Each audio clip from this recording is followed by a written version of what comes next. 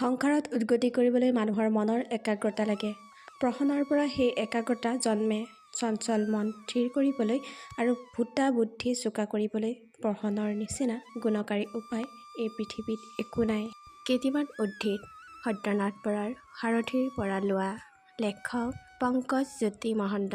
১ নম্বৰত, সংসাৰত উদ্গতি কৰাই মানুহৰ সংকল্প বা লক্ষ্য হোৱা উচিত। কিন্তু কিছুমান মানুহে বিবেচনা কৰে যে নিজৰ অন্ন জল যুগুত কৰাই উদ্গতিৰ ওৰ আৰু জ্ঞান বুদ্ধিৰ শেষ কৰ্ম।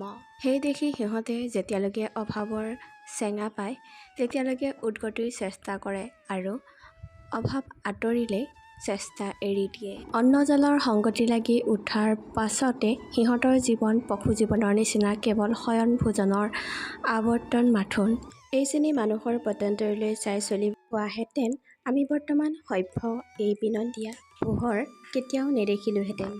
২ নম্বৰতে, বিদ্যা মানৱ মনৰ দীপ্তি। তাৰ ৰশ্মি পোহৰত কাম কৰি মানুহে ধন মান যশস্যা লাভ কৰে। বিদ্যাই আন্ধাৰ কুটি মন ফৰকাল নকৰিলে মানুহে তাৰ ক্ষমতা লগাবলৈ ঠাই দেখা নাপায়। লিখনি থাকিলে খনিকৰে আন্ধাৰত চিত্ৰ আঁকিব নোৱাৰে। বিদ্যাৰে মন পোহৰাই নললে সংসাৰত কৰ্ম কৰিবলৈ সুচল নহয়। এতেকে উদ্গতিৰ পথৰ যাত্ৰা কৰিবৰ আগেয়ে বিদ্যা যুগুত কৰি লোৱা উচিত।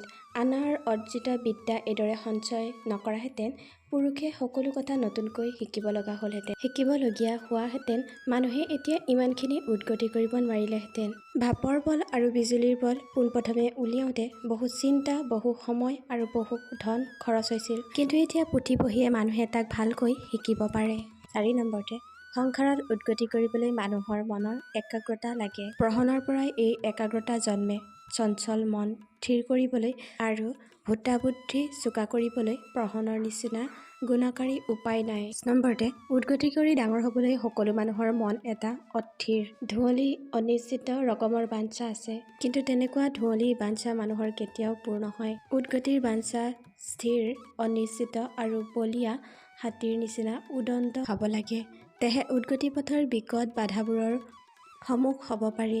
এনেকুৱা উদণ্ড বাঞ্ছাকেই ওপৰত আকাংক্ষা বোলা হৈছে। ৬ নম্বৰতে হৈছে চিন্তা প্ৰশ্নৰ ফল। অৰ্থাৎ যি বস্তু দেখা যায় সেই বস্তু সম্বন্ধে মনক প্ৰশ্ন কৰিব লাগে। প্ৰশ্ন কৰিলেই চিন্তা কৰা হয়। প্ৰশ্নৰ পৰিমাণেই শিক্ষাৰ পৰিমাণ। আজিলৈ ভিডিঅ'টি ইমানতে সামৰণি পৰিছে। যদিহে ভিডিঅ'টি ভাল লাগিছে তেনেহ'লে like, comment, share and subscribe কৰিবলৈ নাপাহৰিব। লগতে ওচৰতে থকা বেল আইকনটো দবাবলৈ নাপাহৰিব। ধন্যবাদ।